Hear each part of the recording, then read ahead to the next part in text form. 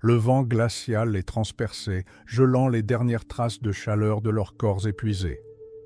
La toundra enneigée s'étendait à perte de vue, infinie, impitoyable, désolée. Seuls quelques brins d'herbe raide perçaient le sol gelé, et les silhouettes d'arbres, courbés sous le poids de la neige et du vent, se dessinaient au loin. Ici, dans cet enfer de neige, chaque respiration était un combat, chaque jour un miracle. Et sur ce fond, telle une montagne mouvante, il se dressait, le mammouth. 10, 15, voire 20 tonnes de chair et de fureur. Un géant dont les défenses pouvaient transpercer un homme et dont les pattes pouvaient le réduire en bouillie sanglante. Une bête à la peau plus épaisse que n'importe quelle armure et dont le rugissement faisait trembler l'air à des kilomètres à la ronde. Pourquoi eux, créatures fragiles, survivant à peine en cet âge de pierre, osaient-ils défier un tel monstre? Pourquoi, conscients du danger imminent, de la douleur imminente, de la mort imminente, revenaient-ils sans cesse à ce combat inégal? La réponse n'est pas aussi simple qu'il n'y paraît. Il ne s'agissait pas d'un acte désespéré et irréfléchi, ni d'une chasse par plaisir. C'était une lutte pure et simple pour la survie, dans un monde où chaque jour était une épreuve d'endurance, où la faim était une compagne fidèle et le froid un bourreau. Le mammouth était bien plus qu'une simple proie. Il était l'incarnation de la vie, la clé de la survie de toute une espèce. Imaginez cette scène, un groupe de personnes unies par une douleur et un espoir partagé. Leurs mains, rugueuses et calleuses, serrent des lances primitives à pointe de pierre.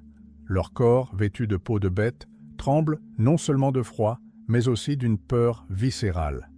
Ils se tiennent devant lui, devant un géant dont les yeux, grands comme des poings, les fixent avec une indifférence hautaine. Et ils le savent, un faux pas, et tout est perdu. Un instant d'hésitation, et leur chair deviendra la proie des vautours. Mais c'est précisément dans cette folie que résidait leur chance. Une chance non seulement de survivre, mais de prospérer. Dans les conditions extrêmes de l'ère glaciaire, où les végétaux étaient rares et le petit gibier insuffisant pour nourrir toute une tribu, le mammouth était une véritable réserve de ressources vivantes.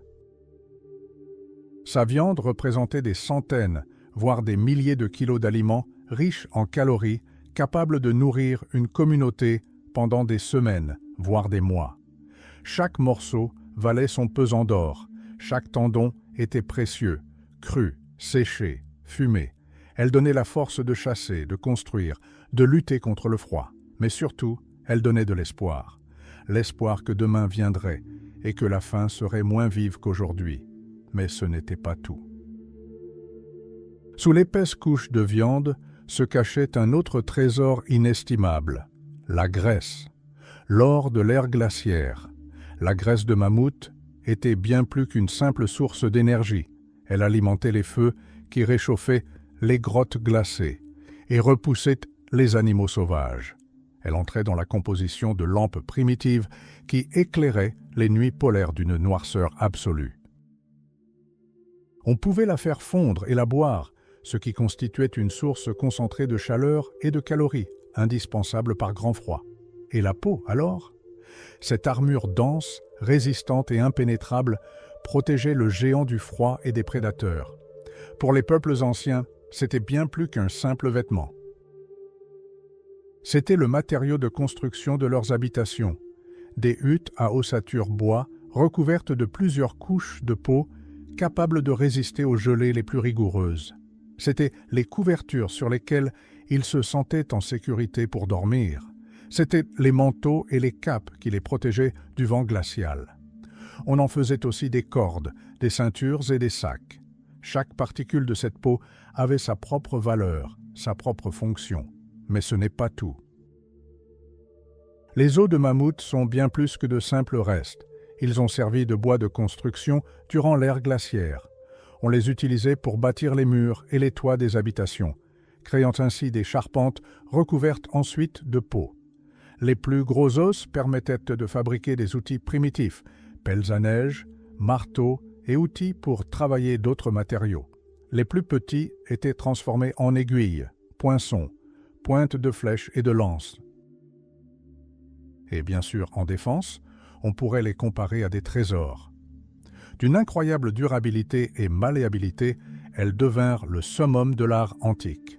Les défenses étaient sculptées en bijoux, objets rituels et figurines animales et humaines, témoignage d'une culture naissante, première manifestation de l'esprit humain. Elles étaient non seulement précieuses sur le plan esthétique, mais aussi pratiques. Elles permettaient de fabriquer des pointes extrêmement acérées et résistantes, capables de percer même les peaux les plus épaisses. Elles étaient un symbole de pouvoir, de force et de prospérité. Réfléchissez-y. Un seul animal tué fournissait nourriture, chaleur, abri, outils, vêtements et matériaux pour la création. Il assurait la survie non pas d'une seule personne, mais de toute une tribu, peut-être pour toute une saison. Ce n'était pas simplement une chasse, c'était un investissement pour l'avenir. Un investissement dont le prix pouvait être sa propre vie. Mais comment ? Comment ces créatures relativement faibles et sans défense, armées seulement de pierres et de bois, auraient-elles pu vaincre une telle force colossale ? Cela paraissait absurde, suicidaire. Un homme moderne face à un char d'assaut aurait plus de chances de l'emporter qu'un chasseur antique face à un mammouth enragé. Mais c'est là que réside ce qui distinguait l'homme de tous les autres prédateurs. Non pas la force, ni la vitesse, mais l'intelligence, la capacité de planifier, de coopérer, d'exploiter l'environnement. Il ne pouvait pas déjouer le mammouth par la manœuvre, mais il pouvait le surpasser par la ruse. Il pouvait comprendre ses habitudes, ses faiblesses, ses itinéraires. C'est cette compréhension qui transformait chaque chasseur, de survivant solitaire, en rouage d'un mécanisme complexe et mortel. Un mécanisme qui apprenait, évoluait et s'adaptait. Mais avant que ce mécanisme ne puisse s'activer, avant que le sang ne coule sur la neige, il leur fallait étudier leur ennemi. Il leur fallait comprendre sa nature, son anatomie, son comportement.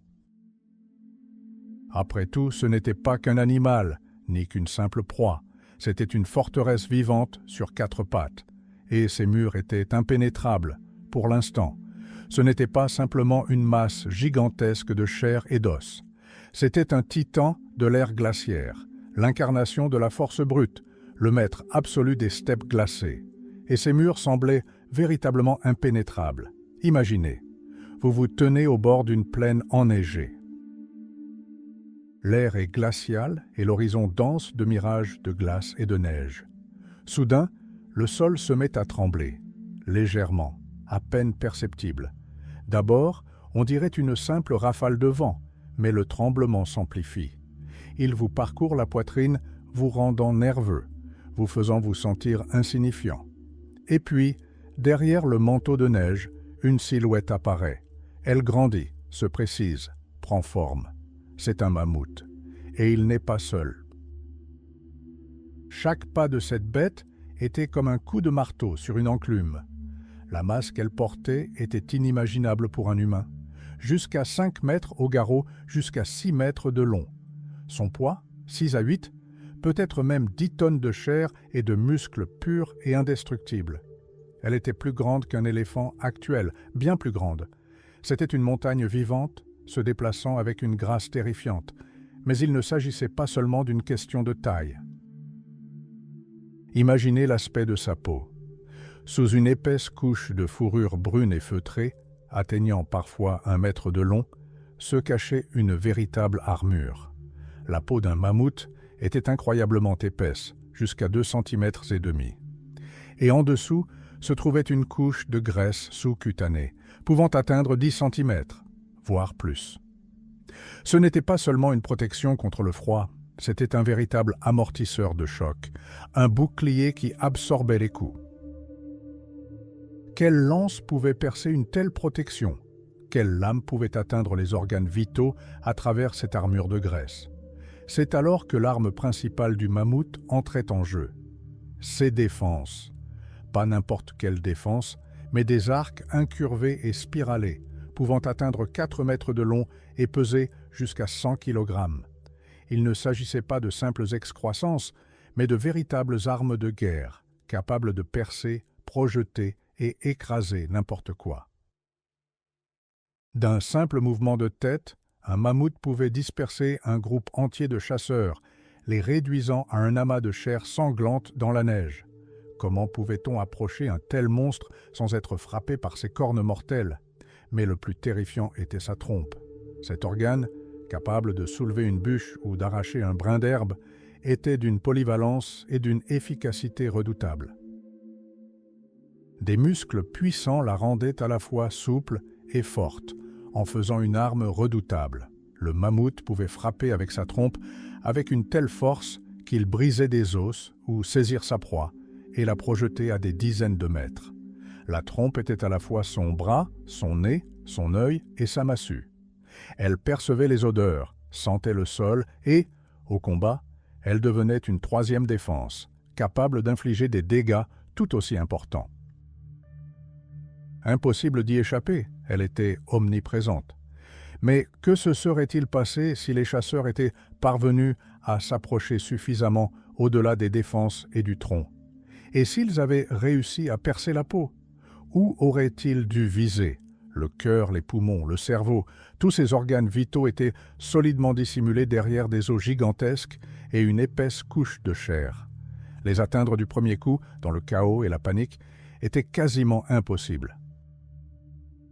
Et s'ils rataient leur cible, qu'importe. Un géant enragé, blessé mais pas tué, devenait encore plus dangereux. Sa rage était aveugle et destructrice. Et c'est là que résidait la véritable raison de son invulnérabilité. Les mammouths étaient des animaux sociaux. Ils vivaient en troupeaux dominés par une matriarche. Une femelle expérimentée, la matriarche, dirigeait le groupe, prenant des décisions qui garantissaient la survie de tout le troupeau. Elle connaissait les meilleurs pâturages, les points d'eau sûrs et les endroits dangereux. Et surtout, elle dirigeait la défense. Un troupeau de mammouths est bien plus qu'un simple amas d'individus.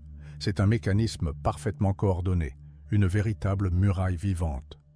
Face à une menace, les adultes forment un cercle, plaçant les jeunes et les plus faibles au centre. Leur défense et leur trompe se hérissent dans toutes les directions. Tenter de percer une telle défense, c'est comme prendre d'assaut une forteresse imprenable, où chaque maillon peut riposter.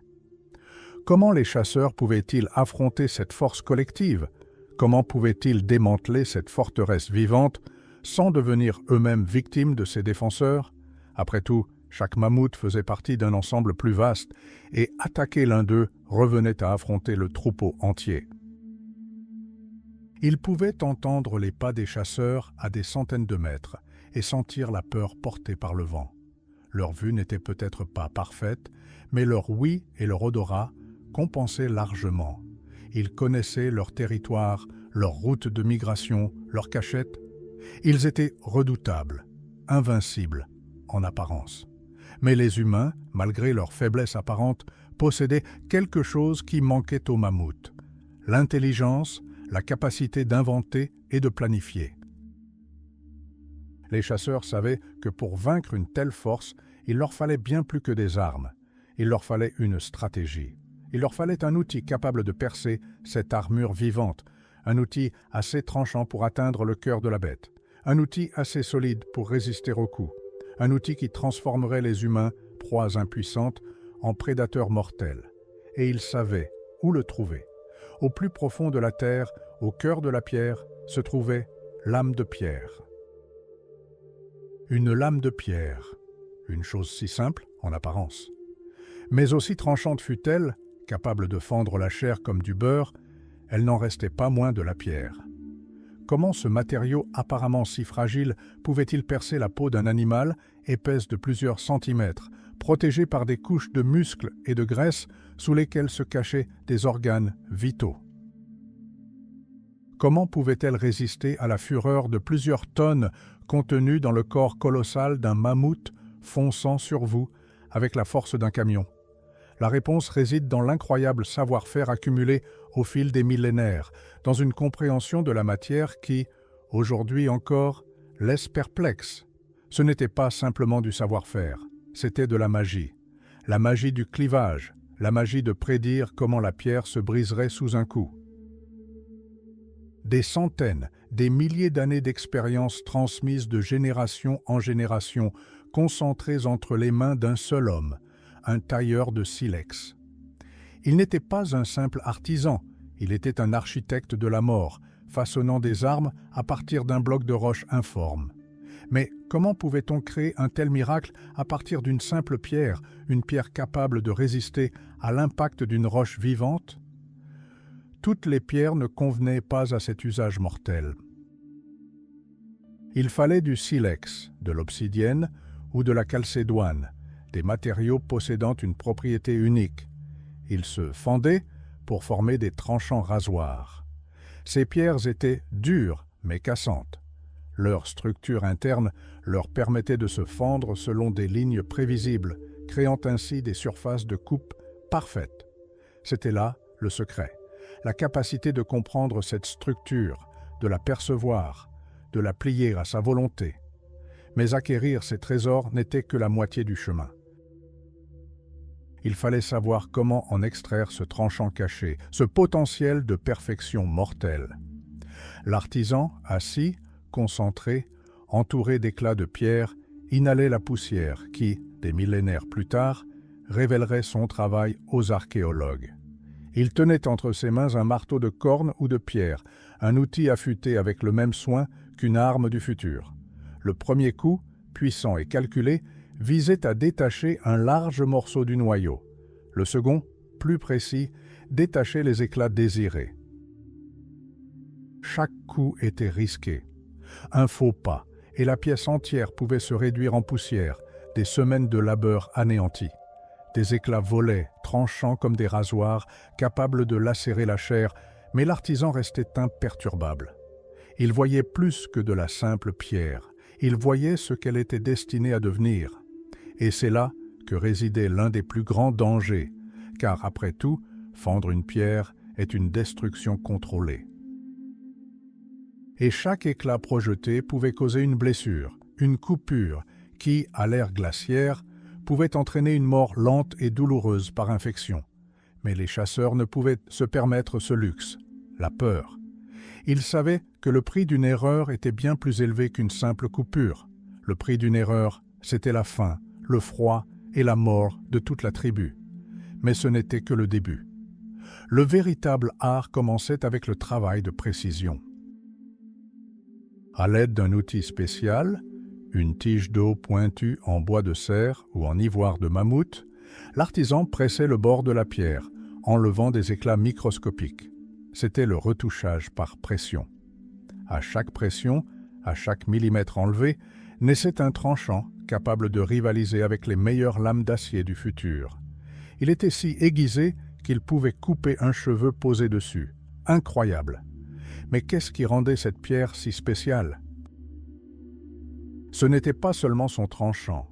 Sa forme comptait, étroite, pointue, avec des nervures robustes capables de résister à une force énorme. Ce n'était pas une simple lame. C'était une pointe de lance, conçue pour pénétrer, pour couper, et non pas seulement pour fendre. Et surtout, sa base, parfaitement adaptée à la fixation sur le manche. Sans une fixation solide, même la lame la plus parfaite était inutile. La lame elle-même n'était qu'une partie de l'arme. Il fallait la transformer en arme, un manche long et robuste, souvent en frêne ou en pin, soigneusement séché et traité, vint ensuite le ligaturage. Tendons d'animaux séchés et tressés en fils résistants, résine d'arbres, cire, tout cela transformait la pierre fragile et le bois malléable en un ensemble unique et mortel. Ni clous, ni boulons. Seulement une connaissance de la nature et un savoir-faire manuel poussé à l'extrême. Chaque nœud, chaque torsion de tendon faisait partie d'un système unifié, conçu pour résister à un coup capable de déchirer un homme en deux. C'est là que la véritable magie opérait. Dans la manière dont ces chasseurs antiques, dépourvus d'outils et de technologies modernes, fabriquaient des armes à la fois œuvres d'art et redoutables instruments de survie. Chaque pointe de lance était le fruit d'heures, voire de jours, de travail, et chacune était testée. Non pas pour sa résistance face à un mammouth, non, mais pour son équilibre précis, le tranchant de son fil, la solidité de sa fixation. Car après tout, lors de la bataille à venir, il n'y aurait pas de seconde chance.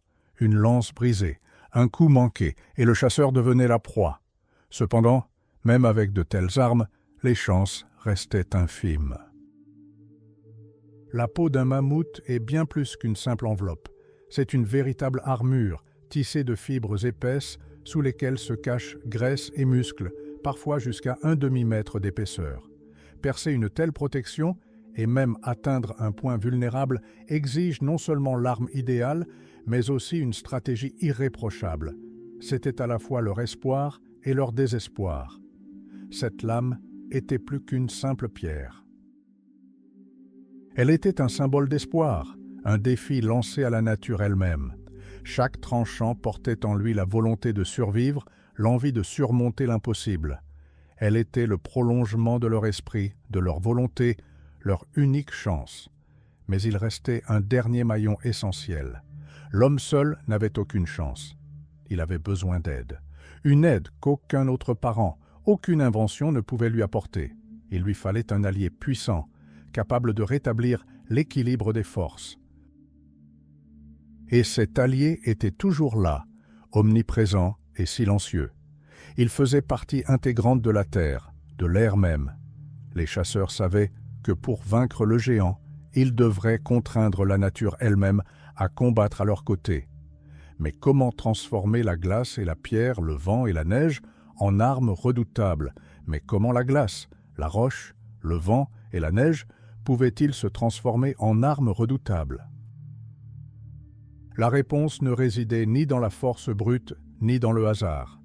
Elle résidait dans une compréhension profonde et intuitive du monde qui les entourait.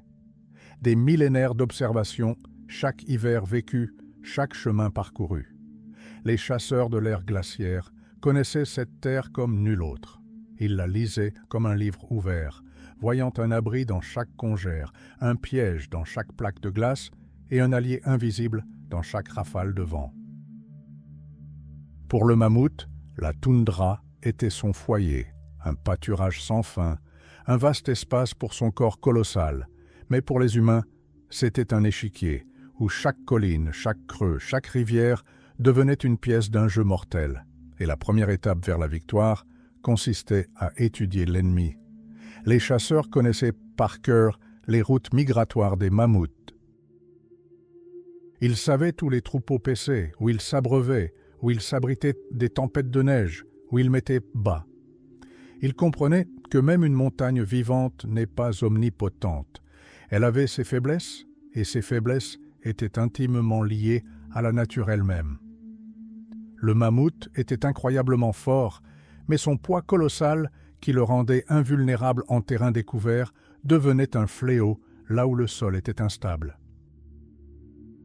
Que se passerait-il si l'on forçait un géant à s'enfoncer dans une neige profonde et collante, où chaque pas exigerait un effort surhumain, où ses pieds s'enfonceraient et où son corps se refroidirait rapidement?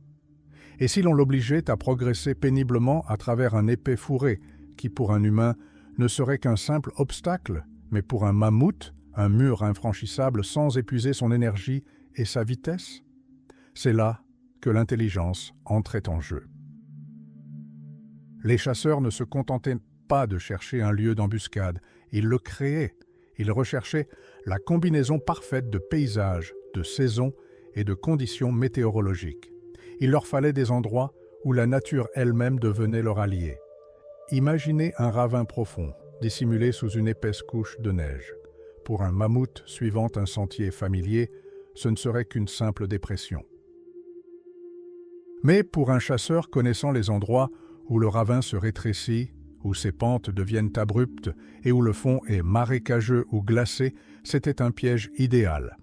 Amenez un troupeau là-bas, et l'un de ces géants pourrait s'y retrouver piégé, incapable de s'échapper. Son poids énorme, sa force, ses défenses, tout deviendrait inutile s'il s'enfonçait dans la neige ou l'argile, ou s'il perdait l'équilibre sur la glace traîtresse. Mais comment transformer un simple sentier en piège mortel? La réponse résidait dans une planification minutieuse.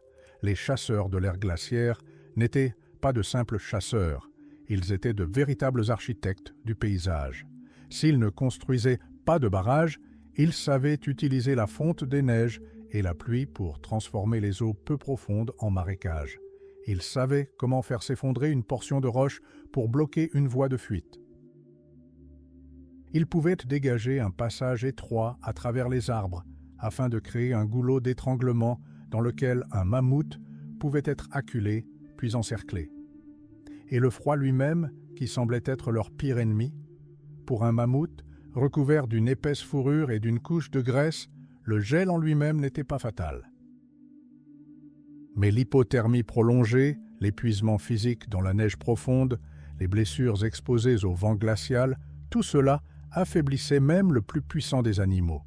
Parfois, les chasseurs attendaient les gelées les plus intenses, les tempêtes de neige les plus violentes, lorsque la nourriture se faisait rare et que les mammouths étaient déjà affaiblis. Ils utilisaient le vent pour masquer leur odeur, pour étouffer le bruit de leurs pas. Ils transformaient les éléments eux-mêmes en un mur invisible entre eux et leur proie. Les falaises et les pentes abruptes occupaient une place de choix dans leur arsenal. Imaginez un troupeau de mammouths traversant lentement un plateau enneigé. Soudain, des ombres surgissent des flancs, brandissant des torches et poussant des cris sauvages. Le troupeau se met en mouvement. Les animaux, fuyant le danger, se précipitent instinctivement vers ce qui leur semble être le salut. Mais les chasseurs avaient déjà planifié cet itinéraire. Ils savaient où le plateau s'arrêtait, où commençait une chute abrupte, dissimulée sous une épaisse couche de neige. Le sifflement des lances, les cris et les flammes semèrent sur la panique. Les mammouths s'enfuirent, sans se soucier de leur direction. Puis, l'un après l'autre, ils atteignirent le bord du précipice. Leurs poids et leur élan colossaux les empêchèrent de s'arrêter. Le premier mammouth dégringola, son corps s'écrasant sur les rochers ou dans la neige profonde. Vint ensuite le deuxième, puis le troisième. Des pattes se brisèrent, des tendons se déchirèrent. Un choc terrible et sourd secoua la terre. Et maintenant, au fond du ravin ou au pied de la falaise, gisaient les géants mutilés, leur résistance considérablement affaiblie avant même que le premier chasseur ne les atteigne. Mais ce n'était qu'un scénario parmi d'autres. Le trophée le plus convoité était un mammouth solitaire séparé du troupeau. Les vieux mâles, les animaux malades ou blessés, étaient comme des proies idéales, plus faciles à acculer, plus faciles à attirer dans un piège savamment préparé. Et là encore, la nature vint à la rescousse. Les chasseurs choisissaient des endroits où des barrières naturelles, falaises, fourrés denses, rivières profondes, pouvaient servir à restreindre les déplacements du mammouth. Ils pouvaient passer des jours, voire des semaines, à suivre le troupeau, attendant le moment idéal, celui où les jeunes ou la femelle s'éloigneraient légèrement, où le temps se dégraderait, où le sol deviendrait dangereusement mou. Ils observaient les rivières gelées. Ils savaient où la glace était mince, là où elle ne supporterait pas le poids colossal d'un mammouth. Un mammouth tentant de traverser une rivière gelée pouvait soudainement passer à travers et se retrouver dans l'eau glacée. Son corps, alourdi par une épaisse couche de fourrure, se raidissait rapidement. Il se débattait, essayant de s'échapper, mais les bords brisés de la glace, le froid, la panique, tout cela jouait en faveur des chasseurs. Et même s'il parvenait à s'échapper, il était déjà mortellement affaibli, sa fourrure gorgée d'eau se transformant en une carapace de glace. Il ne s'agissait pas d'une simple chasse. C'était une opération stratégique complexe, où le territoire lui-même devenait un théâtre de guerre, et les éléments des soldats impitoyables. Les chasseurs étaient eux les chefs d'orchestre de cette symphonie de destruction, manipulant chaque élément de la nature pour créer une symphonie parfaite et mortelle. Ils transformèrent une tempête de neige en bouclier, une falaise glacée en potence et la boue en tombeau. Maintenant que la nature était leur allié, le décor de la plus grande bataille était planté. Il ne restait plus qu'à porter le premier coup. dans cette toundra silencieuse et glacée où le moindre bruissement pouvait être fatal, les ombres commencèrent à s'épaissir. Et quelque part au loin, une proie sans méfiance s'approchait lentement d'eux. À cet instant précis, alors que le mammouth était déjà en vue et que les chasseurs retenaient leur souffle, tous retiraient le leur. Chaque muscle se contracta, chaque cœur battait à l'unisson avec le vent glacial. C'était le moment où le silence de la toundra allait exploser. Le moment où les ombres silencieuses se préparaient enfin à verser le premier sang. Le silence de la toundra semblait lui écraser les tympans, mais plus encore le poids invisible de l'appréhension. Chaque respiration, chaque battement de cœur était mesuré à la seconde près. Le mammouth, son corps massif recouvert d'une épaisse peau et d'une fourrure épaisse, avançait lentement sur la plaine enneigée, ses défenses énormes fendant l'air brumeux, comme pour annoncer une tempête imminente. Il ignorait que chaque poil de sa fourrure avait déjà été compté, que chaque pas le rapprochait non pas du pâturage, mais du bord de l'abîme. À cet instant, alors que le géant était déjà à portée de lancer, le regard du chef, dissimulé sous une capuche de fourrure, croisa celui de son meilleur lanceur. Les mots étaient superflus. Un geste, à peine perceptible et pourtant compréhensible par tous. La lance, son manche soigneusement séchée et redressée, sa pointe affûtée comme un rasoir, fut levée. Le vent, froid et perçant, était leur allié, dissimulant leurs odeurs, étouffant le moindre bruissement. Mais pourrait-il masquer le bruit de la pointe déchirant la chair? Les chasseurs d'antan le savaient, le premier coup n'est pas destiné à tuer, mais à marquer, à tester la réaction de l'animal, à le contraindre à suivre un itinéraire prédéfini. Il s'agissait d'un coup porté à l'endroit le plus sensible, mais non fatal. Un coup destiné à éveiller la rage de l'animal, non à le tuer. La cible était l'aine, l'arrière de la cuisse. La zone où la peau est la plus fine et les vaisseaux sanguins les plus proches de la surface. Cela provoquait une douleur aiguë, mais laissait au mammouth suffisamment fort pour se déplacer, pour courir. L'instant se figea. Un des chasseurs, les muscles tendus comme des cordes d'arc, s'avança. Sa silhouette se détachait à peine sur le ciel bas et gris. Il était comme un fantôme surgissant de la brume glacée. Aucun cri, aucun avertissement, juste une concentration pure, sauvage. La lance jaillit, comme le prolongement de son bras, une fraction de seconde, puis elle fila, tel un éclair noir, silencieux, précis, perçant l'air glacial. La distance était cruciale, trop près, risque d'être repéré, trop loin, gaspillage d'énergie, frappe imprécise. Et maintenant, il a atteint son objectif. Un claquement sourd et humide déchira le silence de la toundra, un son qui fit sursauter même les chasseurs les plus aguerris, un son qui annonçait le premier sang. La lame s'enfonça profondément, provoquant une douleur vive et instantanée. Mais, plus importante encore, elle ne resta pas plantée. Elle était conçue pour être arrachée facilement, laissant derrière elle une plaie béante. Que se passe-t-il dans l'esprit d'une créature de 10 tonnes lorsqu'une force invisible lui transperce la chair? D'abord, la confusion. Le mammouth frissonna, sa tête se retournant brusquement. Ses oreilles immenses se dressèrent, cherchant à déceler la menace. Il perçut une odeur étrangère, âcre, venue d'un autre monde, et la douleur, une douleur lancinante et lancinante qui se propagea dans toute sa patte. Mais ce n'était que le début. Le géant laissa échapper un grognement sourd et guttural, non pas un cri de rage, mais plutôt de surprise mêlée d'irritation. Il tenta de le repousser d'un geste de la main, mais la lance avait déjà glissé, laissant derrière elle un mince filet de liquide écarlate qui paraissait noir sur la neige.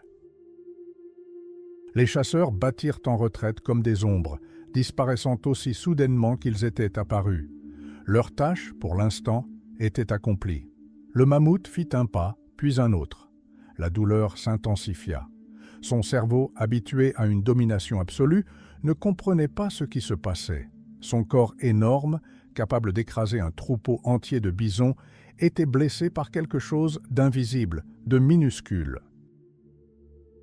Il tourna brusquement la tête, ses petits yeux cherchant frénétiquement la source de la menace. Il ne vit que de la neige, des rochers et des buissons bas, personne.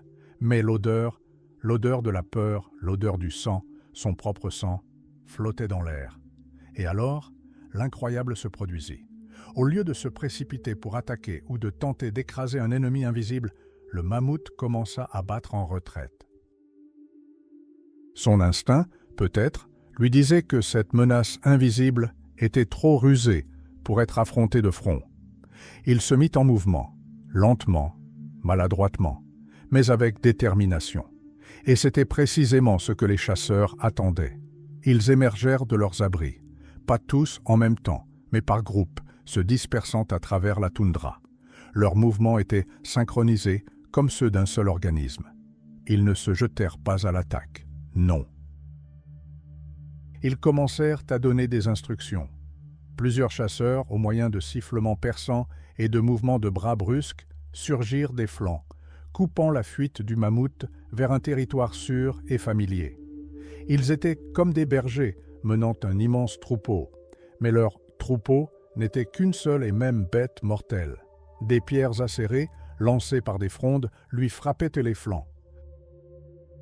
Sans lui causer de graves blessures, mais suffisamment pour l'irriter, suffisamment pour le contraindre à poursuivre sa route. De petites morsures persistantes qui ne lui laissaient ni le temps de s'arrêter, ni celui de réfléchir. Il devait courir. Il devait suivre le chemin qui lui avait déjà été tracé. Le cœur du mammouth battait la chamade, au rythme de sa fuite. Le sang continuait de suinter lentement de sa blessure, laissant des traces sombres sur la neige. Chaque goutte était un signal pour ses poursuivants, mais aussi le symbole de leur victoire. Ils ne le poursuivaient pas au sens traditionnel du terme. Ils tournoyaient autour de lui, gardant une distance de sécurité, mais toujours à portée de vue, l'incitant à avancer toujours plus loin. Le mammouth, blessé et désorienté, se retrouva pris entre deux feux. D'un côté, des ombres invisibles lançaient des pierres et poussaient des cris perçants. De l'autre, la toundra s'étendait à perte de vue. Où aller? Il ne pouvait attaquer ce qui lui échappait sans cesse. Il ne trouvait aucun abri. Sa taille colossale, d'ordinaire sa protection, était devenue sa malédiction. Trop visible, trop lent pour cette nouvelle chasse périlleuse, il était trop vulnérable. Chaque seconde comptait, car une blessure pouvait ralentir le groupe et donc le tuer tout entier, si le mammouth décidait soudainement d'attaquer. Mais il savait, il le sentait, que la bête n'était pas encore prête à cela. Elle était effrayée, irritée, mais pas encore poussée au désespoir absolu qui l'aurait transformée en une machine à tuer implacable. Pour l'instant, son instinct était de fuir. Et ils guidèrent sa fuite. Peu à peu, imperceptiblement, le paysage commença à changer. La plaine ouverte laissa place à un terrain plus accidenté. Devant eux, à travers la brume glaciale, les contours de quelque chose de plus sombre, de plus profond, commencèrent à se dessiner. L'horizon, auparavant lisse, semblait désormais plongé dans le néant. Mammouth, le regard voilé par la douleur et la panique, accéléra le pas, tentant d'échapper à ses poursuivants acharnés. Il ne pouvait distinguer ce qui se cachait sous la couche de neige fraîche. Il ne percevait pas que le froid qui transperçait l'air fût autre chose qu'un vent d'hiver. Il était maintenant au bord du précipice. Un pas de plus, et le sol sous ses pieds disparaîtrait. Un pas de plus, et il serait piégé. Il n'était plus qu'à quelques mètres du bord, habilement camouflé pour passer inaperçu. Les chasseurs, leurs visages désormais visibles dans l'air glacial, leurs yeux luisants d'une lueur fiévreuse, continuaient de le presser. Il savait qu'il ne pourrait pas s'arrêter. Le mammouth fit son dernier pas sur la terre ferme, son corps énorme s'approchant d'une ligne invisible au-delà de laquelle seul le vide l'attendait. Puis il leva sa patte massive pour faire le pas suivant. Et à cet instant, le sol se déroba sous ses pieds. Il ne s'effondra pas simplement, il s'écroula dans un fracas assourdissant, comme si le monde sur lequel il se tenait venait de se briser en millions d'éclats glacés. Le pied gigantesque qui aurait dû se poser sur la terre ferme s'enfonça dans le néant. Ses instincts ancestraux, si aiguisés depuis des millénaires, l'avaient trahi au moment le plus critique. Des tonnes de matière vivante s'engouffrèrent dans un abîme qui n'existait pas une seconde auparavant. Le mammouth, pris au dépourvu, n'eut même pas le temps de rugir pleinement. Seul un son rauque et rauque s'échappa de ses poumons, tandis qu'il perdait l'équilibre. Sa tête, hérissée de défense, heurta une barrière invisible, puis, se tordant maladroitement dans les airs, l'énorme corps commença à chuter. Chaque muscle se contracta dans une tentative désespérée de s'accrocher à quelque chose, mais tout autour s'étendait un vide glacial. Un rugissement de terreur et de fureur déchira l'air glacé lorsque le géant s'écrasa au sol. L'impact fut monstrueux, faisant trembler la terre. Le son sourd et guttural résonna à travers la toundra, faisant frissonner même les chasseurs les plus courageux. Ils attendaient ce moment. Ils l'avaient créé, et maintenant, leur création avait dévoré sa proie. Mais ce n'était pas une fosse ordinaire. C'était un piège forgé dans la glace, et la neige elle-même, un gouffre ou un enfer glacé attendait sa proie. Que se cachait-il sous cette surface trompeuse? Qu'est-ce qui pouvait bien faire s'effondrer irrémédiablement même un être aussi puissant? Les chasseurs d'autrefois ne se contentaient pas de creuser des trous. Ils savaient lire la terre. Ils connaissaient les endroits où la glace était la plus fine, où se dissimulaient des fissures naturelles, où une rivière désormais gelée avait jadis creusé un profond lit. Ils trouvaient l'endroit idéal, une crevasse ou une dépression naturelle, peut-être creusée par d'anciens cours d'eau qui, en hiver, se transformaient en un gouffre mortel. Puis, pendant des semaines, voire des mois, ils travaillaient, approfondissant, élargissant, rendant les parois toujours plus lisses et abruptes. C'est cette dépression mortelle qu'ils avaient camouflée. Au-dessus, une croûte fragile recouverte de neige fraîche, de branches et d'une fine couche de glace, à première vue indiscernable de la surface environnante.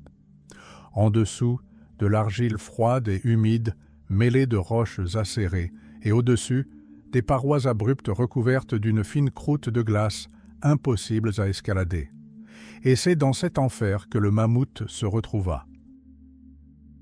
Étourdi par le coup, il tenta de se relever, mais ses pieds glissèrent sur les parois lisses et glacées. Son corps immense, qui un instant auparavant incarnait l'invulnérabilité, se débattait maintenant, impuissant, dans ce piège de glace. Un rugissement de rage, mêlé de douleur, jaillit de sa gorge, faisant trembler l'air en contrebas. Il essaya de creuser, de percer, d'escalader. Ses puissantes défenses, capables de broyer la glace et la pierre, raclaient en vain la surface gelée, sans trouver le moindre point d'appui. Chaque respiration était un calvaire. L'air froid et mordant lui brûlait les poumons. Chaque tentative pour se relever ne faisait que l'enfoncer plus profondément dans cette prison de glace, lui causant de nouvelles blessures et l'épuisant de ses précieuses forces. La douleur le transperçait, mais sa rage était plus intense encore. La rage d'une bête acculée qui refuse de se rendre. Ses yeux, sauvages et fous, scrutaient les parois glacées, cherchant une issue, mais il n'y en avait aucune. Au-dessus, au bord de l'abîme, les silhouettes des chasseurs se dessinaient comme des ombres. Leurs visages, tendus un instant auparavant, irradiaient désormais d'un triomphe froid, mais point de jubilation, point de cri de victoire. Seul un silence pesant régnait. Ils savaient que ce n'était que le début. Leur plan avait fonctionné, mais venait maintenant la partie la plus difficile, maîtriser et achever le géant blessé. Pourquoi ne se sont-ils pas empressés de l'achever? Parce qu'il ne s'agissait pas d'un simple piège pour l'immobiliser. C'était un piège conçu pour une lente et douloureuse agonie. Les chasseurs de l'Antiquité ne disposaient pas d'armes de jet capables d'abattre un mammouth instantanément.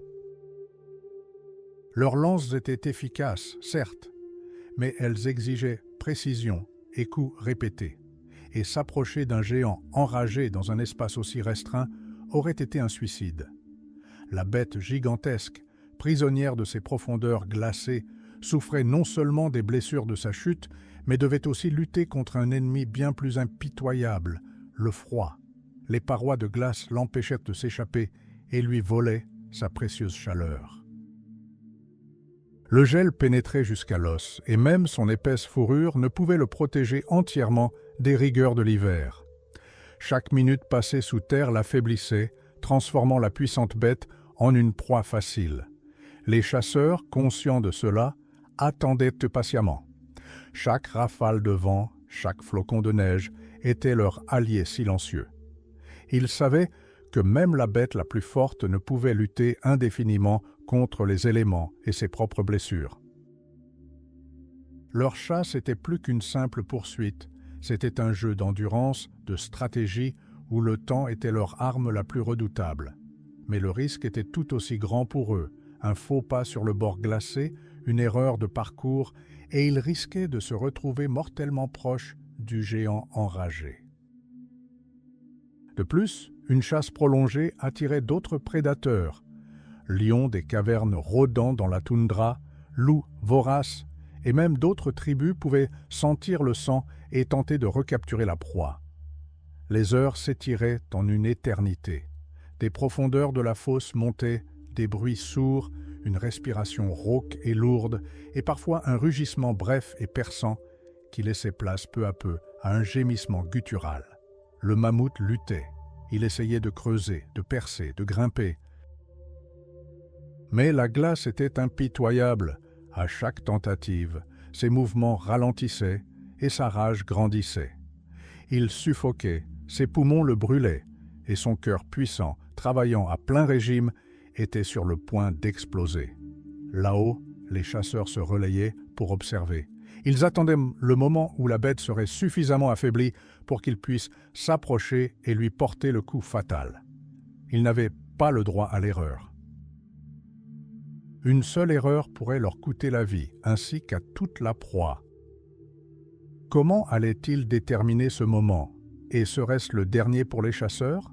Alors que le soleil déclinait, teintant la toundra d'une couleur orange sang, le chef donna le signal.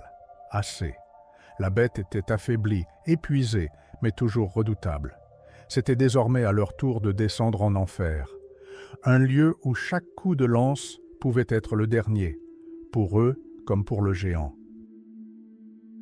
Ils commencèrent à se préparer à la descente. Ils tenaient des armes anciennes mais redoutables, de longues lances aux pointes de pierre, d'obsidienne ou de silex finement taillé, acérés comme des rasoirs. Chaque pointe était méticuleusement ciselée, chaque hampe précisément lestée. Ces armes étaient conçues dans un seul but, percer une peau épaisse et atteindre les organes vitaux. En bas, dans sa prison de glace, le mammouth leva la tête. Il les sentait, pressentait leur approche. Et rassemblant ses dernières forces, il laissa échapper un long rugissement de défi qui semblait jaillir des profondeurs de son âme ancestrale. C'était un cri de douleur, de rage et d'une volonté de vivre indomptable. La danse infernale des lances et des défenses allait commencer, et nul ne savait qui en sortirait vivant. Le rugissement profond et guttural d'un mammouth déchira le silence de la toundra gelée. Ce n'était pas un cri de peur, non. C'était un cri de défi aussi ancien que le glacier lui-même, un écho de millions d'années d'évolution incarné dans des tonnes de muscles et de fureur. Et ce cri, perçant le froid matinal, ne signifiait qu'une chose, il n'y aurait aucune pitié. Personne ne sortirait indemne de cette arène glacée, sans combat, sans effusion de sang, sans risque mortel. Là-haut, au bord du piège de glace, les hommes étaient figés. Leurs lances à la main, affûtées et mortelles, ils entendirent le rugissement qui ne les effraya pas. Il ne fit que confirmer ce qu'ils savaient déjà. Devant eux n'était pas un simple animal, mais une forteresse vivante, capable de déchaîner une dernière fois toute sa fureur. Mais il n'y avait nulle part où reculer. Leur tribu mourait de faim, leur avenir dépendait de ce combat. Ce n'était pas une simple chasse, c'était une guerre pour la survie. Puis, sur un signal tacite que seul le chef pouvait transmettre, la première fléchette jaillit de sa main. Un sifflement, un bref vol, et la voilà, transperçant le flanc massif de la bête. La peau du mammouth, épaisse de plusieurs centimètres, était comme une armure, mais la pointe d'obsidienne, acérée comme un rasoir, la transperça.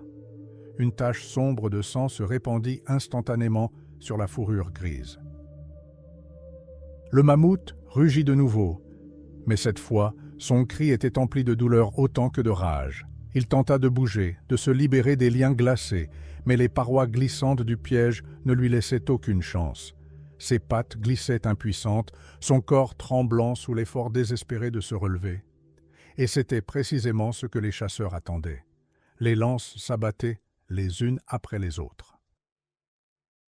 Quelques chasseurs, les plus braves et les plus agiles, descendirent légèrement la pente pour optimiser leur angle d'attaque. Ils visaient les points faibles, l'aine, les aisselles, le cou, là où la peau était plus fine et les artères et organes vitaux plus proches de la surface.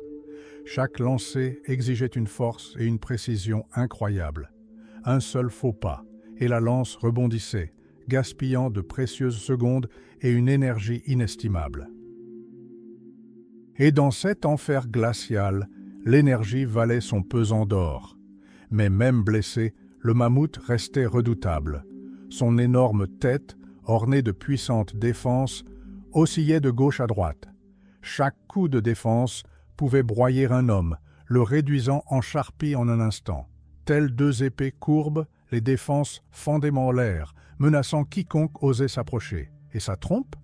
Ce n'était pas qu'un organe olfactif, c'était une arme redoutable, capable de saisir, de projeter et de broyer. Imaginez, un membre flexible de 5 mètres de long, capable de soulever des centaines de kilos, entraîné par des millénaires d'évolution à déraciner des arbres. À présent, il était retourné contre eux. Les chasseurs se déplaçaient autour de la bête comme des ombres. Leur tactique était simple et terrifiante, infliger le plus de blessures possible, saigner le géant à blanc, l'épuiser. Mais c'était bien plus difficile que de simplement lancer des javelots. Le mammouth, malgré le piège, était incroyablement agile dans ses limites. Sa rage lui donnait de la force, le forçant à se déplacer, à se défendre. Et puis, l'incroyable se produisit. Un des chasseurs, emporté par l'attaque, glissa sur une corniche glacée. Son pied dévia et il se retrouva suspendu au-dessus du vide, à quelques mètres seulement du mammouth enragé. Les secondes semblèrent une éternité. La peur gagna tous les cœurs. Les défenses de la bête semblaient s'étendre vers lui, prêtes à le transpercer. Mais son compagnon, sans hésiter, accourut à son secours, le saisissant par le bras et le tirant en lieu sûr au dernier moment. Un peu plus tard, au même endroit, une défense de mammouth s'abattit avec un fracas assourdissant, brisant la glace.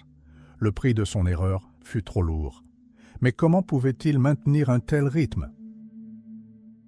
Les chasseurs se relayaient, s'accordant à tour de rôle le temps de se reposer, de reprendre leur souffle et de réchauffer leurs muscles engourdis. Chaque lancer, chaque esquive exigeait un effort colossal. Le froid leur transperçait les os et pourtant la sueur ruisselait sur leur visage. Ils se mouvaient comme des danseurs dans ce ballet infernal de la mort où chaque pas pouvait être le dernier. Le mammouth continuait de se battre. Le sang coulait à flots de ses blessures, tachant la neige blanche de pourpre. Sa respiration devint lourde, rauque. Il commença à chanceler, ses mouvements ralentissant. Mais ses yeux brûlaient toujours de la même fureur, de la même volonté indomptable de vivre. Il ne céda pas. Il continua d'attaquer, même lorsque ses forces l'abandonnaient, même lorsque chaque mouvement lui causait une douleur atroce. Les chasseurs savaient que le moment critique approchait. Le mammouth pouvait s'effondrer à tout instant, rongé par l'hémorragie et l'épuisement, mais il pouvait aussi lancer un dernier effort désespéré qui les emporterait tous. C'était la véritable raison de leur concentration extrême. Ils ne pouvaient se permettre le moindre relâchement. Et puis, alors que la bête semblait à l'agonie, le corps criblé de flèches et de lances, elle rassembla soudain ses dernières forces, apparemment insurmontables. Dans un long gémissement qui ressemblait davantage à un grognement, elle accomplit l'impossible. Ses pattes arrière, qui avaient glissé impuissantes jusque-là, trouvèrent soudain appui sur un rebord de glace. Prenant appui avec une telle force que les parois du piège se fissurèrent, elle parvint à se soulever légèrement, reportant son poids sur ses membres antérieurs. Ce n'était pas la libération totale, mais c'était suffisant. Il se retrouva plus haut, plus près du précipice. Ses défenses à portée des chasseurs postés en hauteur. C'était une manœuvre ultime, désespérée, mais incroyablement dangereuse. La distance qui les séparait était désormais critique. De nouveaux cris déchirèrent l'air, des hurlements d'alarme cette fois. Le mammouth, fou de douleur et de rage, leva sa trompe comme un étendard et se rua en avant dans une ultime attaque. Il était prêt à mourir, mais à emporter avec lui le plus grand nombre possible de ses bourreaux. Et les chasseurs comprirent, désormais, tout était en jeu. C'était le moment de vérité où leur habileté, leur courage, leur volonté se heurtaient à la force primordiale et à la vitalité désespérée de l'ancien monstre. Les secondes suivantes seraient soit un triomphe, soit une tragédie sanglante. Et nul ne savait lequel d'entre eux verrait le lendemain matin. La terre trembla. Imperturbable, inébranlable, le monstre de l'ère glaciaire chargea telle une montagne vivante, tissée de rage et de douleur. Ses défenses ensanglantées se transformèrent en faux mortels, balayant tout sur leur passage. L'instinct ancestral d'une bête acculée n'exigeait qu'une chose, anéantir ses bourreaux, même si c'était son dernier acte.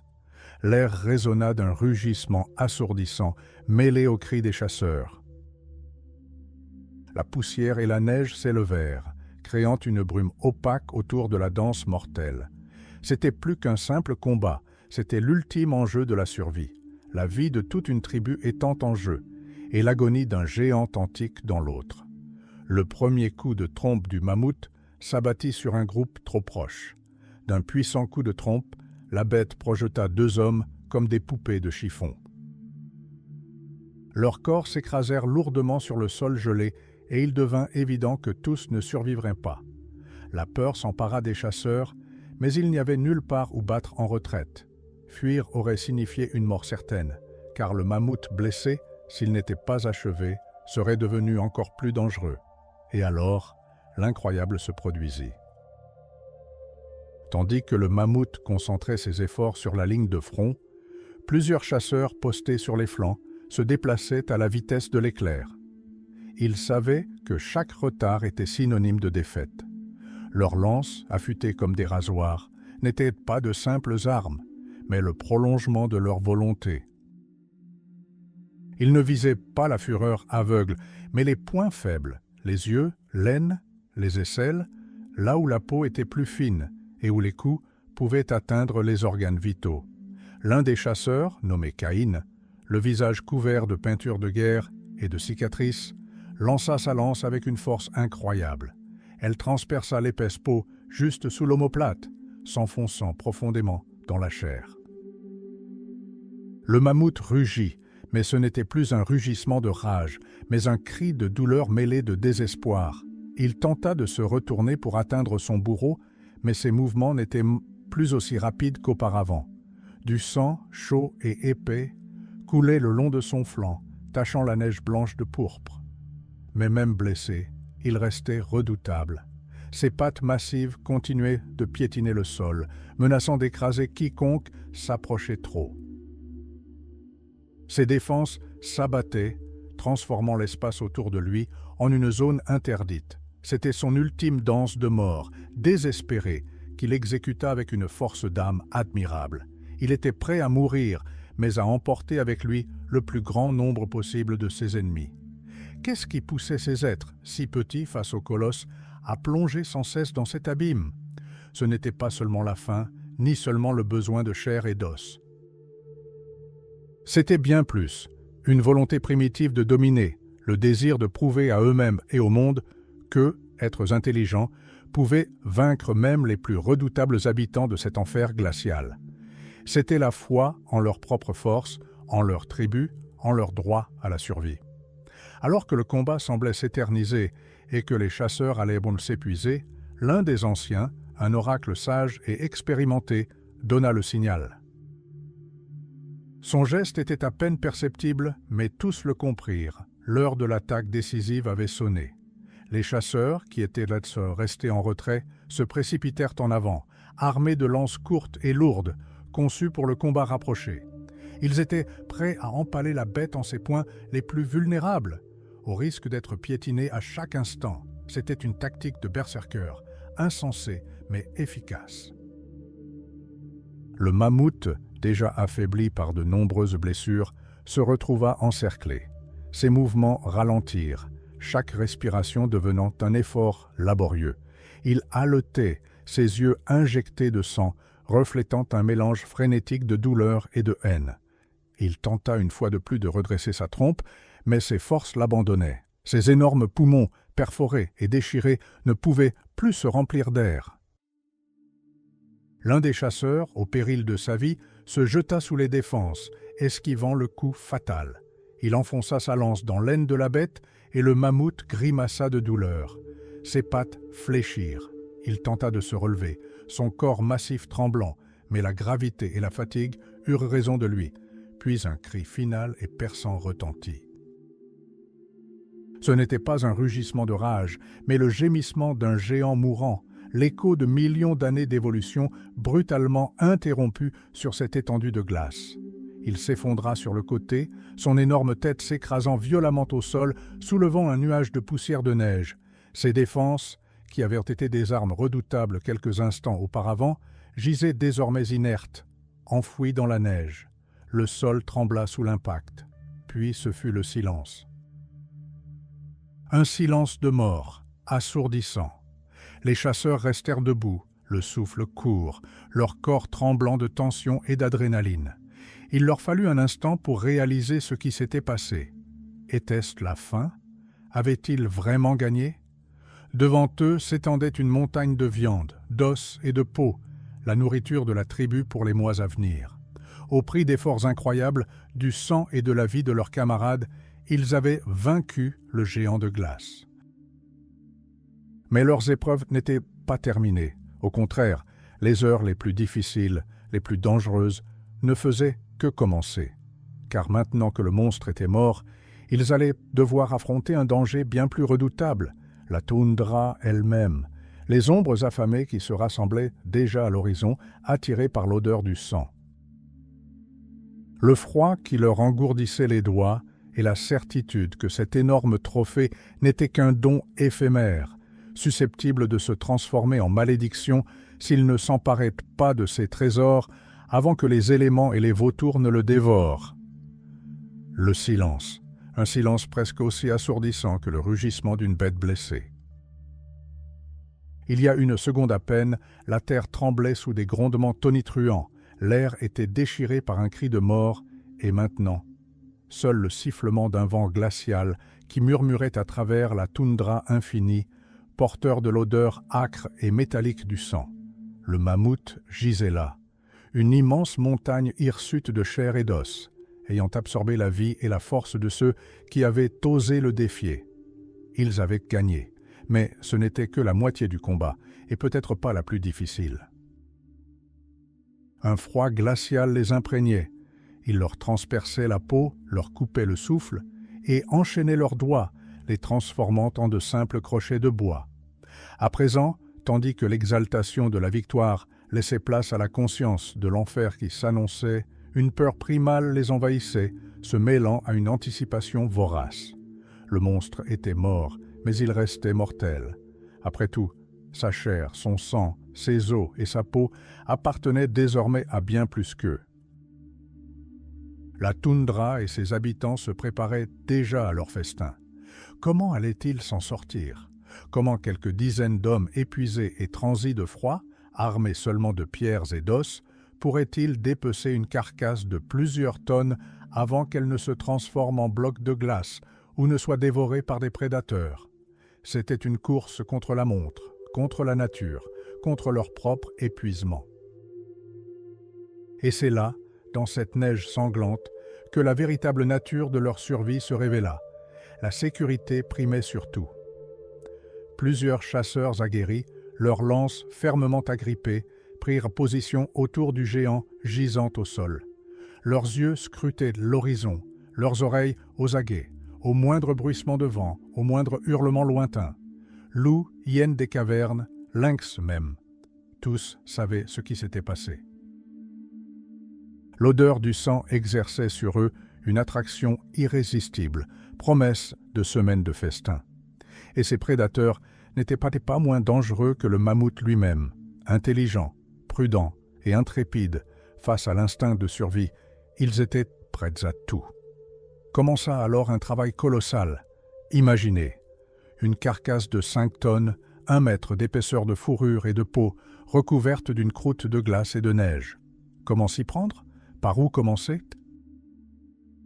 Ici, il n'y avait d'autre règle que l'instinct. Des chasseurs, désormais hommes, femmes et même adolescents, encerclèrent le géant. Leurs outils étaient rudimentaires, mais entre les mains d'experts, redoutables. Des pics en silex acéré, des grattoirs en obsidienne, des couteaux en os et en corne. Chaque outil était minutieusement façonné, affûté à la perfection, capable de couper, de broyer et d'écorcher. Les premiers coups visaient les parties les plus accessibles et les plus précieuses, le ventre, l'aine et les aisselles. C'étaient les endroits où la peau était la plus fine et où l'accès aux entrailles était le plus aisé. Il ne s'agissait pas simplement de dépecer, c'était une véritable opération chirurgicale, exigeant une précision et une force incroyables. De lourdes haches sifflaient sur l'épaisse peau, déchirant ses fibres et en découpant des morceaux. Des grattoirs fixés à de robustes manches retiraient le pelage, révélant peu à peu la couche de graisse sous-jacente, une source inestimable d'énergie et de chaleur. Chaque coup, chaque mouvement, chaque seconde valait son pesant d'or. Les doigts étaient engourdis par le froid, le vent glacial transperçait les os, mais personne ne pouvait s'arrêter. S'arrêter, c'était perdre sa chaleur, perdre sa proie, et donc mourir. Ce n'était pas qu'un simple labeur, c'était une méditation sur la survie, où chaque muscle, chaque cellule du corps travaillait à l'extrême. Mais le plus grand défi n'était pas seulement le froid et les prédateurs. Quelque chose d'encore plus insidieux nous attendait. Un mammouth mort, ce n'est pas que de la viande, c'est une forteresse d'os massifs, de tendons robustes et de muscles puissants dont la séparation exige un effort considérable. Comment briser un fémur de la taille d'une bûche? Comment extraire une omoplate qui pèse plus qu'un être humain adulte? Il travaillait des heures, des jours, voire des semaines, si le temps le permettait et si les prédateurs étaient tenus à distance. La première étape consistait à dépecer l'animal, une tâche colossale qui exigeait la coordination de dizaines de personnes. La peau du mammouth était si épaisse et si lourde que son transport pouvait nécessiter des traîneaux spéciaux et l'effort de toute la tribu. Mais elle était inestimable, elle offrait une protection contre le froid, des matériaux pour construire un abri et des vêtements. Puis, couche par couche, ils retirèrent la graisse. La graisse sous-cutanée d'un mammouth pouvait atteindre plusieurs dizaines de centimètres d'épaisseur et constituait une véritable mine d'or calorique. On la consommait crue, on la faisait fondre pour s'éclairer et se chauffer, et on l'utilisait comme combustible. C'était l'or liquide de l'ère glaciaire. Ce n'est qu'ensuite qu'ils s'attaquèrent à la viande. D'abord, les abats, le foie, les rognons, le cœur. Ces parties les plus nutritives et les plus accessibles furent consommées en premier, sur place. C'était un véritable festin, mais un festin de survie. Il n'y avait ni table ni couvert. Seulement des mains ensanglantées, des crocs acérés et des gorges avides engloutissant de la chair chaude et encore palpitante. Cela leur procurait un regain de force immédiat, indispensable pour continuer à travailler. Le foie cru, riche en vitamines, était vital dans ces maigres rations. La moelle osseuse, grasse et nutritive, était extraite des os brisés. Ce festin d'ossements témoignait de leur adaptation absolue. Ce n'était pas un plaisir, mais une nécessité. Non pas une fête, mais la poursuite de la lutte. Car pendant que certains mangeaient, D'autres continuaient à découper, à transporter et à abattre les os. Personne ne pouvait se permettre de relâcher la pression. Le froid rôdait, les prédateurs attendaient que leur heure, et le temps s'écoulait inexorablement. Ils travaillaient par roulement, alimentant le feu, chassant les bêtes sauvages et découpant le géant en morceaux faciles à transporter. À chaque tendon sectionné, à chaque morceau de viande prélevée, l'énorme carcasse diminuait peu à peu, se transformant en tas de ressources précieuses. Mais même une fois la viande découpée et la graisse enlevée, le travail n'était pas terminé. Au contraire, il passait simplement à l'étape suivante, non moins importante. Car au-delà de la viande et de la graisse, le mammouth recelait bien d'autres trésors, des trésors capables de changer la vie de toute la tribu. Des trésors dont l'extraction exigeait de nouvelles compétences, de nouveaux outils et une persévérance tout aussi grande. Comment ont-ils emporté ces trésors? Qu'ont-ils fait de la peau du géant, des défenses, des os? Et surtout, comment ce butin, ce sang et ces vies sont-ils devenus le fondement de leur survie dans cet enfer glaciaire? La réponse restait à venir, enfouie profondément sous la glace et le pergélisol, attendant son heure. La victoire était totale. La terre trembla sous les derniers soubresauts du géant, l'air saturé d'un parfum de sang, de peur et de triomphe. Les chasseurs, blessés mais vivants, se tenaient au-dessus du monstre abattu, la poitrine haletante. Le pire semblait passé, mais en réalité, la lutte pour la survie ne faisait que commencer, prenant une forme nouvelle, non moins impitoyable. Devant eux s'étendait une montagne de viande et de graisse capable de nourrir la tribu pendant des mois, mais ce n'était que le début. Le mammouth pesait des dizaines de tonnes. Comment déplacer ce colosse? Comment le dépecer avant que les prédateurs, attirés par l'odeur du sang venu des quatre coins de la toundra, ne s'emparent de la proie? Et comment, enfin, transporter tous ces trésors à travers les étendues glacées sans laisser un seul morceau, pas un seul os, à dévorer par les vautours? Les réponses à ces questions étaient tout aussi complexes que la chasse elle-même. La première étape consistait à dépecer la bête. C'était une tâche colossale, exigeant non seulement de la force, mais aussi un savoir-faire considérable. Haches et couteaux de pierre, lames d'obsidienne affûtées comme des rasoirs, étaient prêts à l'emploi. Mais même les meilleurs outils paraissaient insignifiants face à l'épaisse peau du mammouth, parfois jusqu'à 5 cm d'épaisseur, renforcée par une couche de graisse et de terre séculaire. Ce n'était pas simplement de la viande, c'était une véritable armure vivante, devenue l'ultime obstacle. Il fallait d'abord pratiquer les incisions, des entailles profondes et précises le long de la colonne vertébrale, sur le ventre, jusqu'aux pattes. Toute une équipe d'hommes et de femmes travaillait en parfaite harmonie, leurs gestes perfectionnés au fil des générations. L'un tirait la peau, exposant la chair, un autre découpait, un troisième grattait. Chaque coup, chaque mouvement était calculé, une leçon apprise au prix de la vie de nos ancêtres. Dépecer un mammouth, c'est bien plus que démembrer une carcasse. C'est une étude anatomique, une compréhension de chaque tendon, de chaque os, de chaque muscle. Mais que se passerait-il si les lames s'émoussaient et si le couteau de pierre se brisait? À l'âge glaciaire où chaque outil était précieux, une telle casse pouvait être fatale. C'est pourquoi des artisans expérimentés supervisaient la taille des outils, prêts à affûter instantanément une lame émoussée ou à remplacer un outil cassé afin que le travail ne s'interrompe jamais. Car ici, le temps n'était pas seulement de l'argent, c'était la vie. Peu à peu, les différentes couches de viande se dévoilaient, rouges foncées, chaudes, fumantes malgré le froid. On commençait par retirer les morceaux les plus tendres, filets, langue, cervelle. Ces mets délicats étaient souvent consommés crus sur place, procurant aux chasseurs un regain d'énergie immédiat, les revigorant.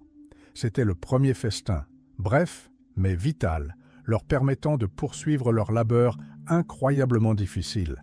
Mais le plus important qu'ils obtenaient n'était pas seulement de la viande fraîche.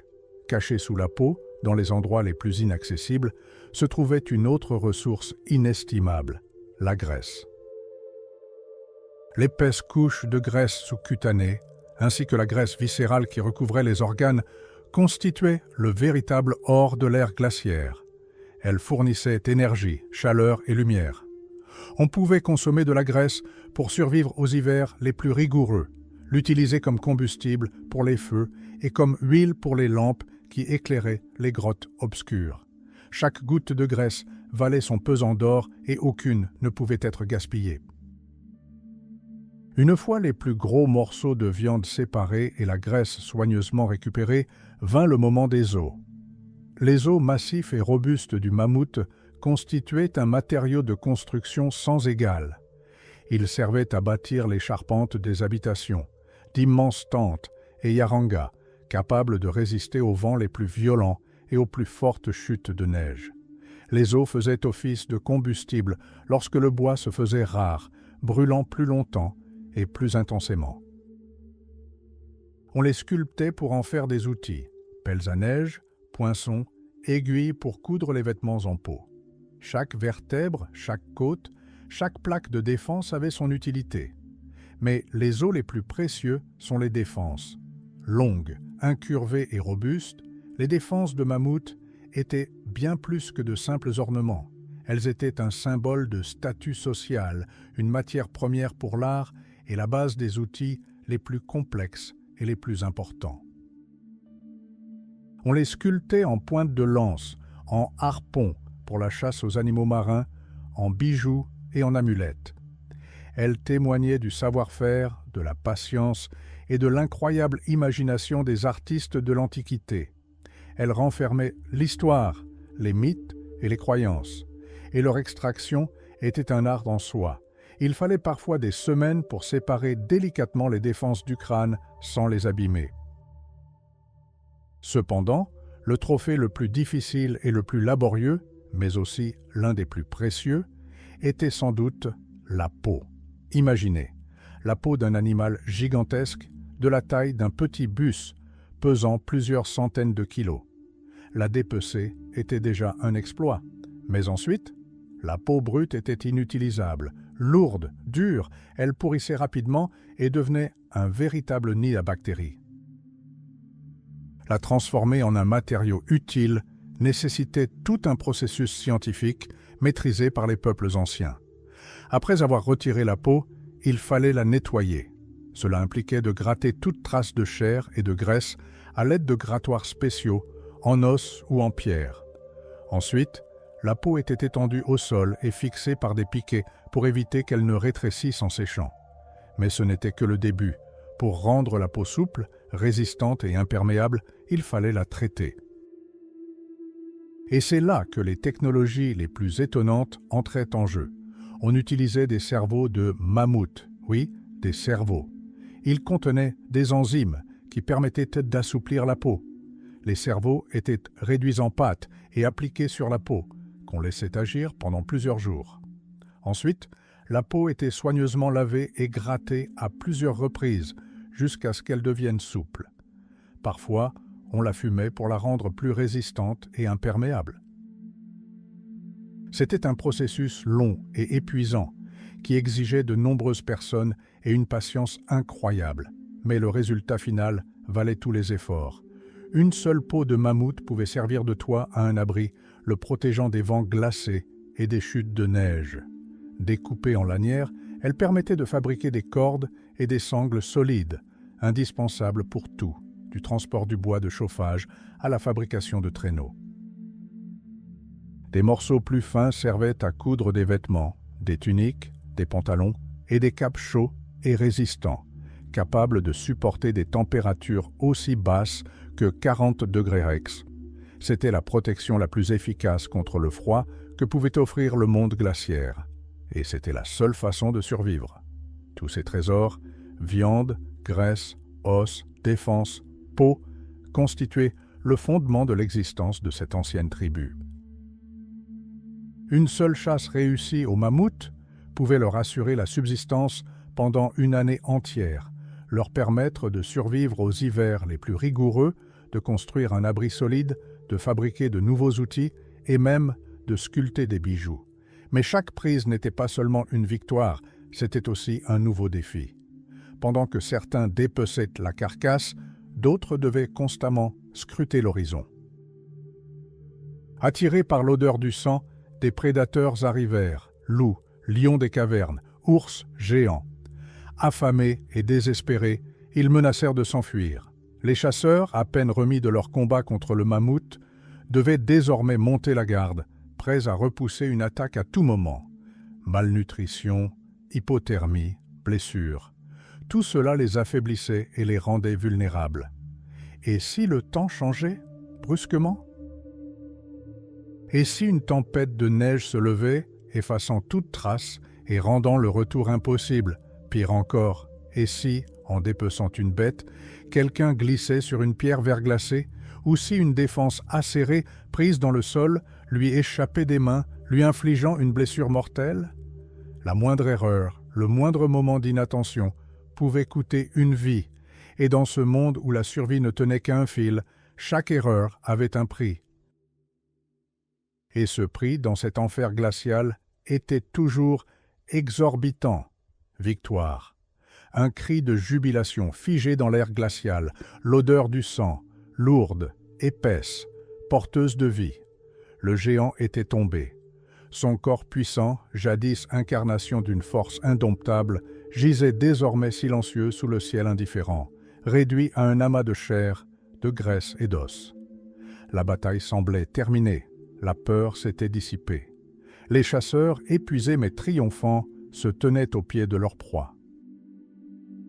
Et à cet instant, dans ces premières secondes de soulagement, ils ignoraient encore que le véritable combat ne faisait que commencer, que les pièges les plus redoutables de cet enfer glacial avaient été tendus après la mort de la bête. L'odeur du sang, qui pour eux était un présage de salut, était un signal de festin pour les autres créatures de la toundra. Tandis que les humains, à peine capables de tenir debout, commençaient à dépecer leur proie, des ombres s'approchaient déjà d'eux, surgissant des ténèbres, de derrière les collines enneigées, des profondeurs, des forêts gelées.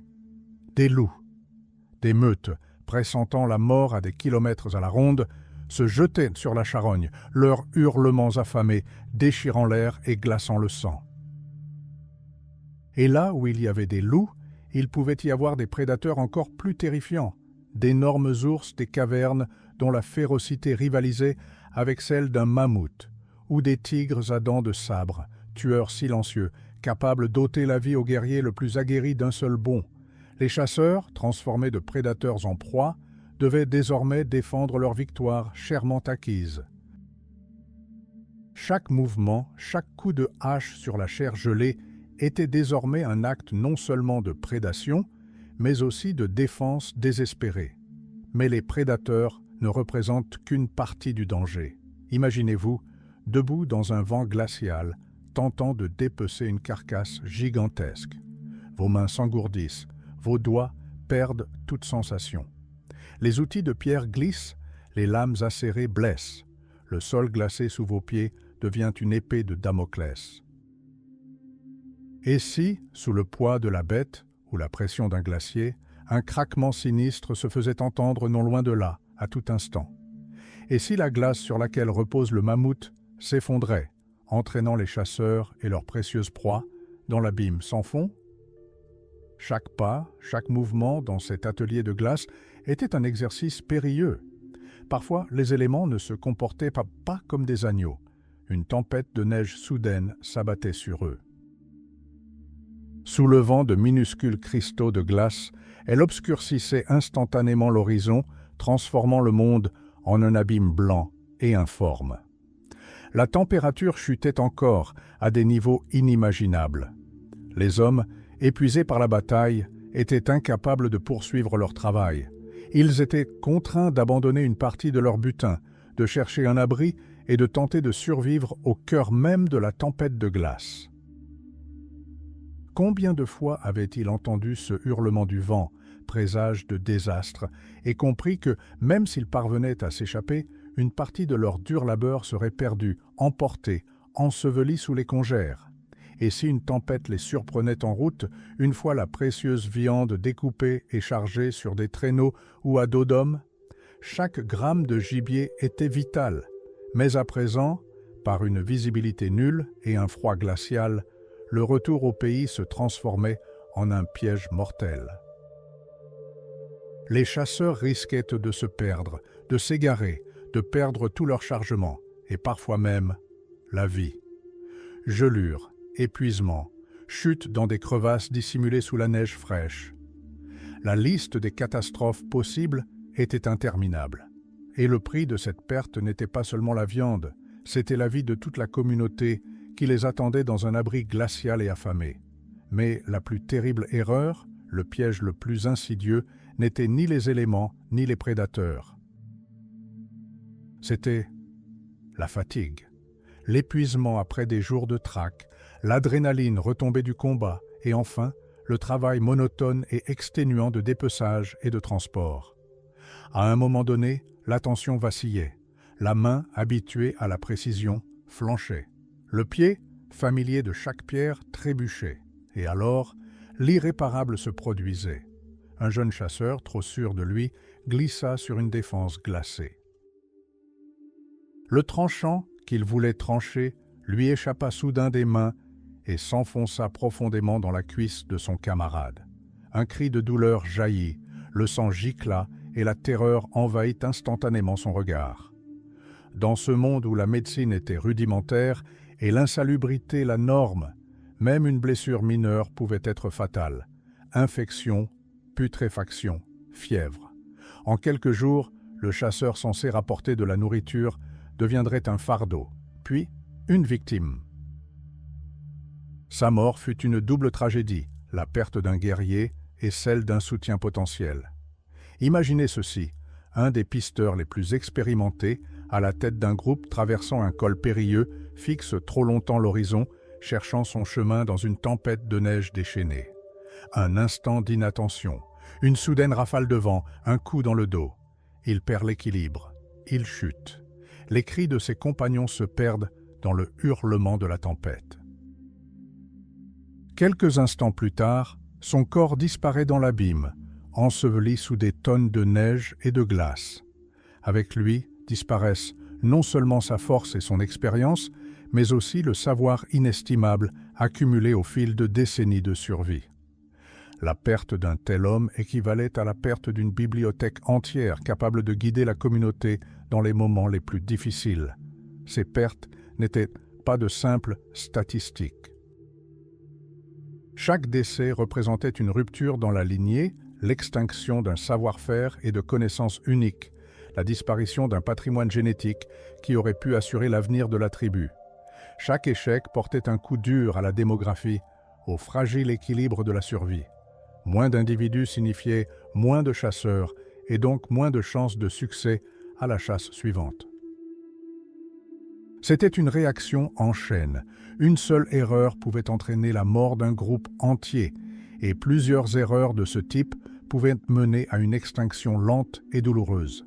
Combien de temps pouvait-on tenir en équilibre au bord de cet abîme? Combien de fois pouvait-on tout risquer pour se nourrir, sachant que le prix de l'échec n'était pas seulement la défaite, mais l'extinction définitive? Cette lutte incessante, cette épreuve insoutenable pour le corps et l'esprit, laissait des traces indélébiles. Boiteux, estropiés, les doigts arrachés par les engelures, aveuglés par la cécité des neiges, nombre de ceux qui avaient survécu à des dizaines de chasses portaient tous les stigmates de cet enfer glacial. Ils étaient la preuve vivante que même la victoire sur le mammouth n'était qu'un répit temporaire dans la guerre que l'humanité menait contre le climat le plus rigoureux jamais connu sur Terre.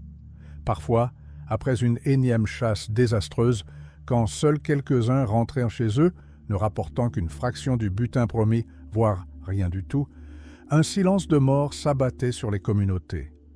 Ce silence n'était pas dû au chagrin, mais à une prise de conscience. La prise de conscience que la voie qu'ils avaient choisie, celle des grands chasseurs, était une voie vers une autodestruction progressive et inéluctable, que chaque mammouth abattu au prix d'une vie humaine, était à la fois une forme de salut et une malédiction. Que l'âge d'or des chasseurs de géants, aussi glorieux fût-il, touchait à sa fin, et que c'était une fin qu'ils avaient eux-mêmes payée de leur sang. Et puis, dans ce silence inquiétant, au milieu des hurlements du vent et des grognements affamés au loin, le son de « Ce ne fut ni un cri de victoire retentissant, ni le rugissement d'une bête blessée. Un murmure s'éleva. Le murmure du vent, porteur des senteurs des terres dévastées. Le murmure de l'histoire, changeant lentement mais sûrement de cours. C'était le murmure des ancêtres, dont les voix se mêlaient au froid glacial, maudissant le choix fait au prix de leur propre sang. Le silence qui planait sur les communautés était plus qu'une simple absence de bruit. C'était un présage, le présage de la fin d'une grande ère et du début d'une autre, inconnue.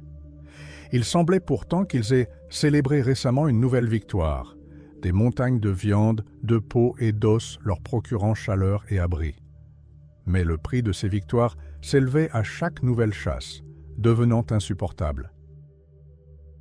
Chaque mammouth abattu par la lance d'un homme emportait avec lui non seulement sa propre vie, mais aussi un fragment de l'âme de ceux qui avaient osé accomplir cet exploit. Que s'est-il passé? Pourquoi l'âge d'or apparemment inébranlable des chasseurs de géants a-t-il commencé à s'effondrer?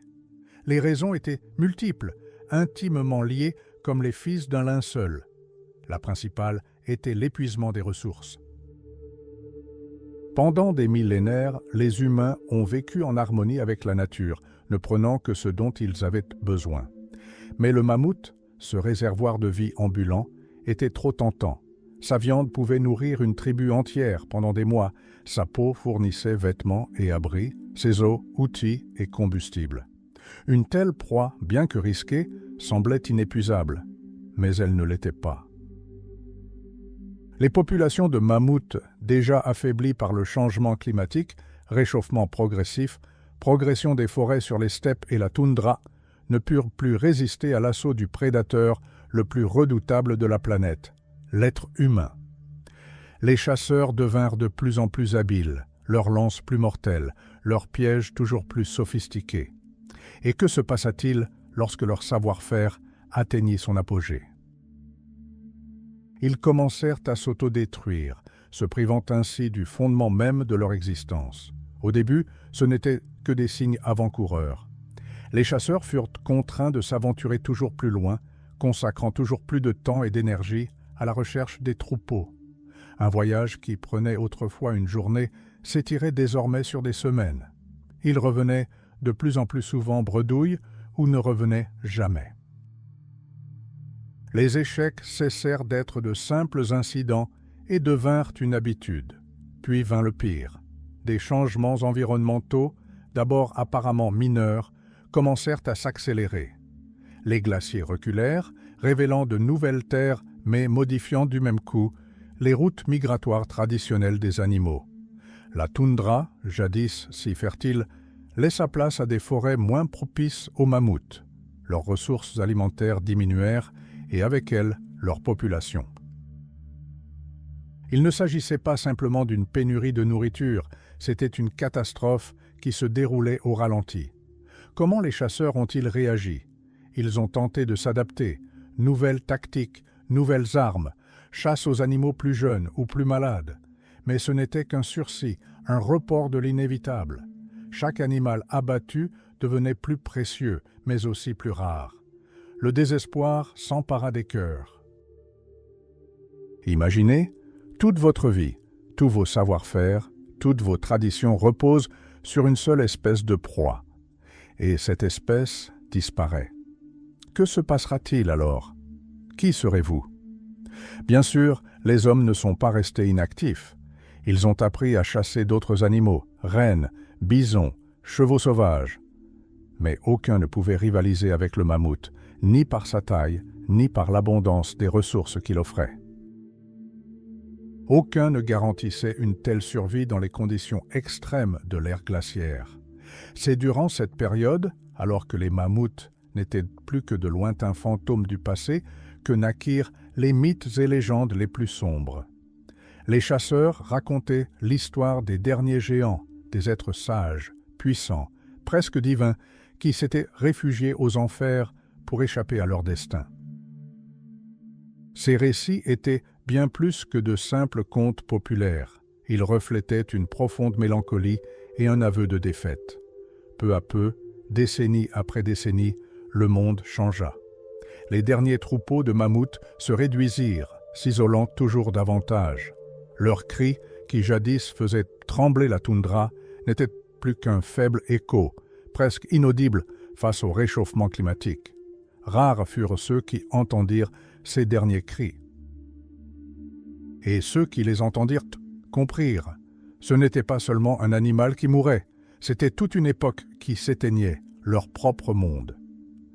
Habitués à chasser les géants, les peuples se retrouvèrent aux portes d'un monde nouveau, un monde sans mammouth, un monde où leurs savoir-faire ancestraux, leur expérience, leur statut héroïque avaient perdu tout leur sens. Ils étaient les descendants de grands chasseurs dont la bravoure s'était forgée dans les combats contre les monstres. Et désormais, il n'y avait plus de monstres. Il n'y avait qu'une terre immense et changeante, et une question lancinante. Comment survivre? Comment leur culture, leurs croyances, leur structure sociale ont-elles évolué lorsque le symbole le plus fondamental de leur existence a disparu?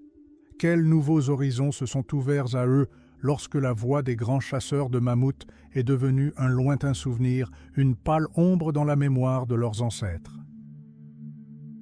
Comment ont-ils survécu, se sont-ils adaptés et ont finalement prospéré, créant les civilisations que nous connaissons aujourd'hui?